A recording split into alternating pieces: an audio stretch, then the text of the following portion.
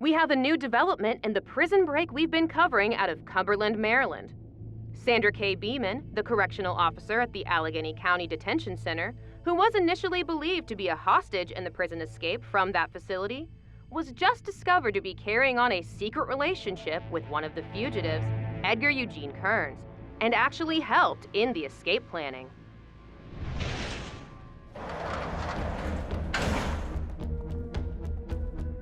Welcome to Greatest Prison Escapes. I'm your host, Billy Hayes. I know a little about escaping from prison.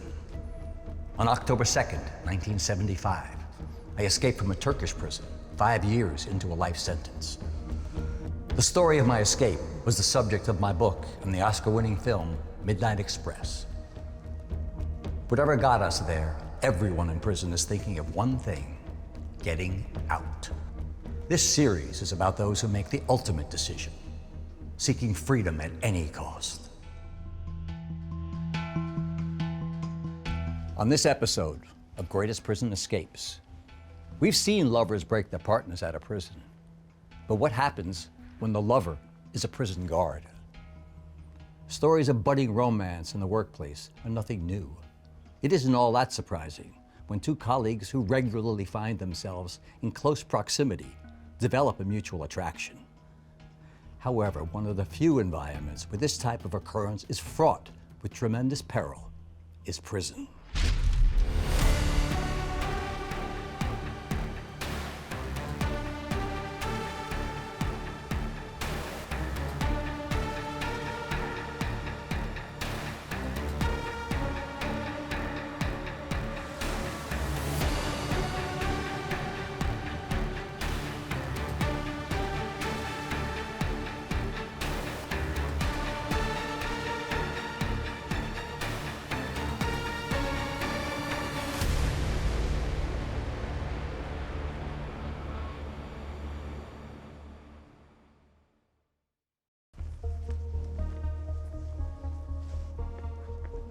All prison guards know that to engage in a sexual relationship with a prisoner is not only a terminable offense, it also carries a criminal charge.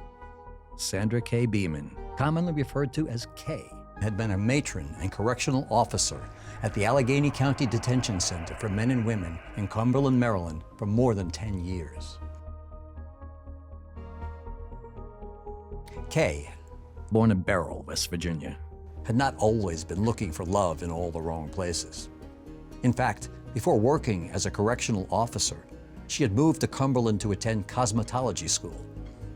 She went on to work as a beautician, but then left that job upon meeting and marrying her first husband, a local truck driver. They went on to raise 2 children. However, just before they reached adulthood, they divorced.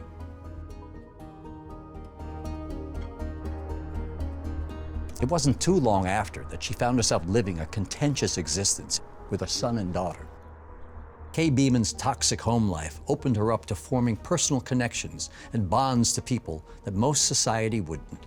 Take a correctional officer who lives home alone, maybe she's divorced, doesn't have a lot of friends. Her whole identity is prison and being a correctional officer. That's where she gets her socialization. Enter Edgar Karns, a convict with a rap sheet extending across state lines and stretching back years. Edgar Eugene Kerns was originally from Martinsburg, West Virginia. He'd been charged with attempted murder and kidnapping of his then-girlfriend and her daughter. You gotta do something to help me out. Well, it's your lucky day, Mr. Kerns. I just spoke with your girlfriend. I don't know what kind of a hold you have on her, but she's refusing to testify. There's no doubt that fear is a powerful deterrent, but what Edgar Karns would discover in the near future is the galvanizing effect of love. Not long after his girlfriend refused to press charges, he was convicted of grand larceny for cashing bad checks in Maryland. That cost him 6 years.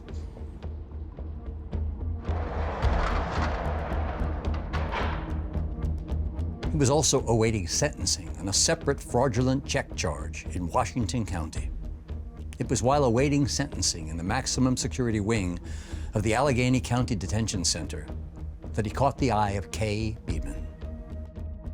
was against regulations at the facility for any officer to fraternize or have physical contact, sexual contact with any of the inmates. If caught doing that, they would have been terminated or charged criminally and incarcerated. Holy moly. What's your name, Sugar? You address me as Officer Beeman. Officer Beeman. Got it. My name's... I know who you are, Inmate Kerns. Please, just call me Edgar. It is actually rare for a correctional officer to have an intimate relationship with an inmate. There's a lot of training that happens in prisons to definitely offset anything like this from happening. If these inmates can create a conversation, no matter how small, that's all they got to do, is create a conversation with this female just for a little bit. They're going to get enough bites from that small conversation to continue it. Once a connection is established, an inmate can take advantage of the officer through seduction and manipulation and get access to information, prohibited items, and perhaps other victims. It endangers everyone in the prison. I don't even know if you're actually real, or maybe I've just gone crazy in here and I've been flirting with some fantasy woman in my imagination. So I'm your fantasy? I think so, but I gotta feel you to make sure. If an officer took a lot of time in one area, the officers would go check to make sure everything was okay. So she would do it in a quick manner, and she would be able to go back and forth throughout the night to get things together and talk with Kerns and figure out how they was going to do it. And she did that undetected. When a female correctional officer starts establishing a relationship with an inmate, usually there are a few things happening in her life that makes her more vulnerable. Kay had already crossed one line. Does she dare cross another? Engaging in a clandestine physical romance with an inmate would threaten her reputation, relationships, and career. It would be all the more risky given that Kay had to work alongside a smart and scrappy young correctional officer named Michelle Putterbaugh. And whether you're a civilian or whether you're an officer, you have to be cognizant of the fact that the possibility of a detainee playing you is always there. Kay would not be the only one to bond with Edgar. 35-year-old James Vernon Barnes was the only other prisoner besides Edgar to be housed in the maximum security wing, and for good reason. Barnes had already been serving a 50-year sentence for the convictions of rape, kidnapping, and robbery in West Virginia. But in February 1990, he was transferred to the Allegany County Detention Center in Maryland to await a separate trial for the charges of rape, kidnapping, and assault with a deadly weapon. What are the odds that two men who had both been convicted of kidnapping and taking women hostages would wind up together? The two security risks quickly bonded, perhaps due to lack of options or perhaps because they shared something in common, the proclivity to take advantage of others. With 35-year-old James Barnes already looking down the barrel of a 50-year sentence, plus whatever would be added if found guilty in his next trial in Maryland, one can easily see his motivation for planning an escape. James Barnes was going to die in prison. Barnes needed to escape. The question is, would he be able to manipulate a fellow manipulator in order to breathe the free air again? Edgar Karns was not facing the amount of time that Barnes was. A 6-year sentence is a lot more doable than what Barnes had.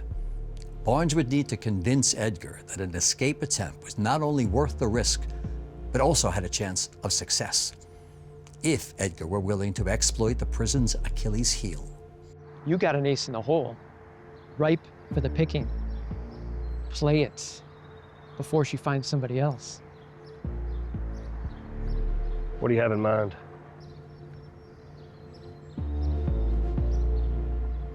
It was just another early Wednesday morning at the detention center.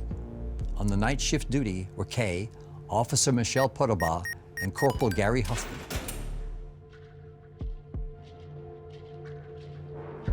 Hey, I'm going to do my rounds early. I'll do a dinner run when I get back. With Huffman gone for the next few minutes, that left only 2 guards on duty, Kay and Putterbaugh, as well as inmate Donald Matthews, the jail trustee who worked the control room. The facility that we was in was built in 1968. Had no video surveillance within the facility. So when Kay would make the checks upstairs and throughout, she would be able to do it undetected because there was no surveillance to see what she was doing. Okay, it's showtime.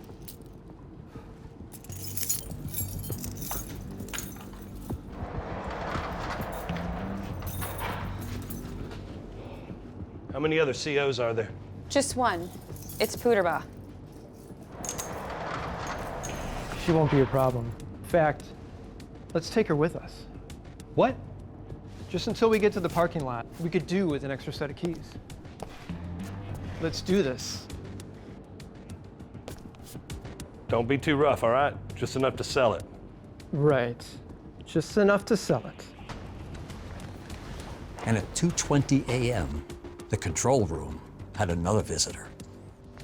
You, open the main cell block door now. Do it. You ever been hit with one of these? Okay, now on the floor, face down. Come on, lady, you're coming with us. The way they did it, they brought Kay down as a hostage. They had bars of soap and socks, had his arm around her neck in a threatening manner. And they felt at that time she was being taken as a hostage, and for her safety, they let him through. It was at this moment that Officer Puderba saw an opportunity to get away from her captors. Hey!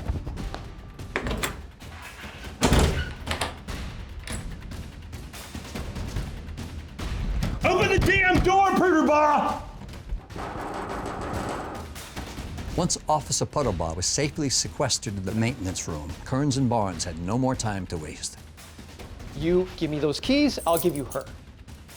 Let her go. They would need to get through 5 more locked doors in order to get out to the prison parking lot, and then they would need to acquire a getaway vehicle, all before Officer Huffman or any other law enforcement returned.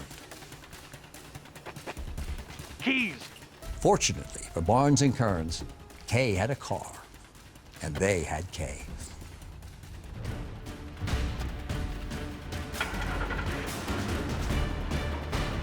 The fake hostage routine. It was just simple enough to work. But even before any other agencies were contacted, Deputy Sheriff Craig Allen Robertson of the Allegany County Sheriff's Department was called in to investigate. Everybody was surprised that there was a relationship going on between Kay Beeman and Edgar Karns. We had no idea. Roadblocks would be set up all over the county. The state police would get involved, sending a helicopter to patrol from above. The feds got in on the action as well. A manhunt would be underway, and possible witnesses would be questioned. But the Allegany County Detention Center still thought Kay was a hostage. And when inmates escape, especially with hostages in tow, other agencies are rapidly notified. As far as the 2 investigators were concerned, they needed to act fast. Kay's life could depend on it. And this concern was not only shared by Kay Beeman's CO colleagues, but also by her children, who feared for her life in the hands of 2 violent criminals. In addition to taking witness statements from Officer Puderba and Donald Wilson, the 2 detectives analyzed evidence discovered in Kerns and Barnes' prison cells. One of the memorable things was finding a dollar bill, which was inside the cell, and it had the love notes from Kerns to Kay and from Kay to Kerns, just romantic little verbiage, I love you, and things like that. And to this day, I still keep that dollar. I've had it in my office ever since, and I've just held on to it, I guess, as a memento of this particular case. And to confirm their suspicions, a bombshell phone call was made just 3 days later. It wasn't until later on when we had a conversation with her daughter, we found out that she had communicated with her and told her that she had gone on her own free will, that she was in love with Kerns, and they had had a romantic relationship for some period of time. We took all of that information, then found out that this was not a kidnapping, that Kay had actually assisted in the escape of these 2 individuals. Though several agencies reacted with fervor to track down the three fugitives, Barnes was the priority due to his history of violence and sexual assault. The FBI's investigation took them to an obscure trailer park in Springfield, West Virginia, where witnesses claimed to have seen Barnes on Wednesday, August 29th, the day of the escape. Unfortunately for them, Barnes had fled the scene before they could detain him. The FBI, despite their massive budgets and surveilling capabilities, missed their opportunity. But where the FBI failed, the West Virginia State Police would make sure to succeed. After tapping the phones of Barnes's family members, it was discovered that Barnes had broken into a vacant summer home. The response was immediate. The property owner said no one should be at that cottage, it should be vacant. So we proceeded over there with our canine handler, Ron Brown, and his dog, Wacko. Ron placed Wacko inside the building, and within a matter of seconds, we could hear an individual inside yelling and screaming because Wacko had attacked him. Of course, he was standing behind the door with a hatchet, waiting for officers to come in. After suffering a bite from a police dog, Barnes was treated at Hampshire Memorial Hospital before being transferred back to prison. He waived his right to fight extradition. He would later be sentenced to 8 years for escape and related charges, on top of the 50 that he was already serving. Barnes's freedom lasted 72 hours. With him being recaptured, all attention turned to Kay and Edgar. How long would they be able to stay on the lam? After dropping Barnes off, Edgar and Kay put as much distance between themselves and the prison as they possibly could. Their final destination was Canada, as they believed at the time that even if they were discovered, there would be no extradition back to the U.S. They dreamed of a life happily ever after, far from the reaches of American law enforcement. But their journey to this new life would be a bumpy one. However unconventional their fugitive pairing was, it served to quell any doubt of Edgar's commitment in Kay's mind.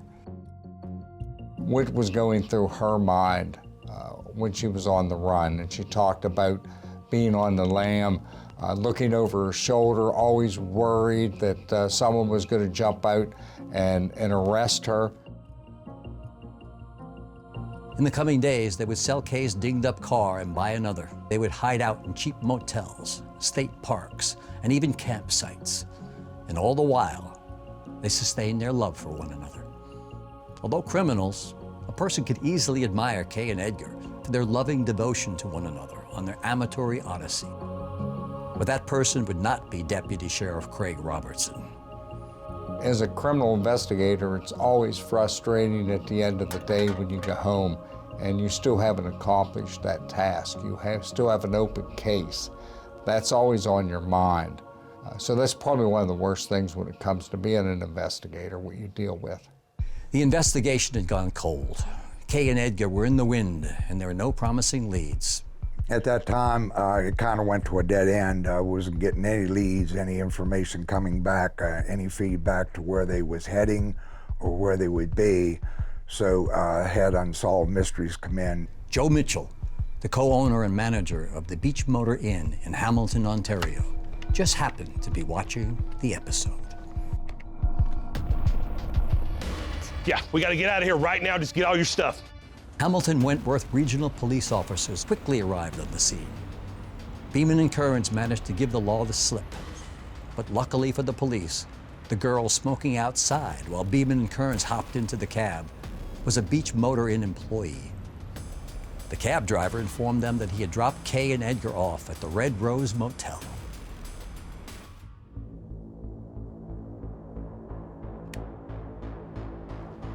What are you doing? Taking precautions. Suspect is armed. All units respond. At roughly 4 a.m. on October 18th, 1990, Kay and Edgar's honeymoon on the lam had come to an end. Edgar Karns was still astounded that he and Kay had been featured on the previous evening's episode of Unsolved Mysteries, and that this is what led to their dramatic capture. Although they were finished with their adventures together as fugitives, by no means were they finished as a couple. After they was returned to the facility, Kay showed no remorse or any sympathy for any of the officers that was involved in this, or any sympathy for the department. When we were bringing Kay back, she didn't change in her demeanor. She was the same as she was at work, laughing and carrying on. The only difference that I noticed in her was her relationship with me. Her and I used to joke a lot, carry on, talk about personal things. She wasn't very friendly with me. Of course, I'm the one that charged her when she knew she was coming back and had done wrong. Kay was convicted of 2 counts of aiding and abetting an escape, delivering contraband to a prison, conspiracy to deliver that contraband, and conspiracy in the escape. Judge J. Frederick Scherer sentenced Sandra Kay Beeman to 10 years, but then suspended half of her sentence. She would also be on probation for 3 years after her release. Despite incidents of female correctional officers having relationships with male inmates, female correctional officers are still on the workforce in male prisons. In November of 1990, Edgar Eugene Kerns was convicted of forgery and eluding police and sentenced to 6 years. In October of 1991, he was convicted for his involvement in the escape and sentenced to 8 years in prison, to be served concurrently with another 6 years he received for previous unrelated crimes. He would make parole and get out prior to serving the full amount. Despite both being in prison, Edgar and Kay still wrote to each other frequently and planned to get married and start a family. Kay was quoted from prison saying, "No marriage license has been obtained yet, but we are working on it. We want to have children. I want to give him a son." Despite the frustrations that Allegany County police officers had with Kay's actions, when the investigation came to an end, an officer was quoted as saying, "You can pretty well say their love affair was true." And in the realm of greatest prison escapes, it doesn't get any more romantic than that. I'm Billy Hayes. Join us again next time on Greatest Prison Escapes.